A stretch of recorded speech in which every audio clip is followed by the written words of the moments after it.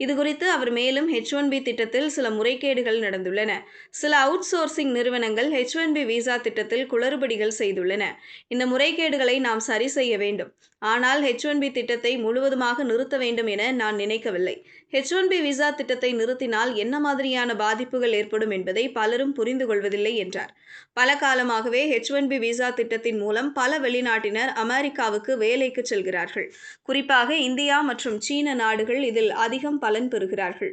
இது அமெரிக்காவில் சென்று செட்டில் ஆகும் ஒரு வாய்ப்பையும் கூட வெளிநாட்டவருக்கு தருகிறது.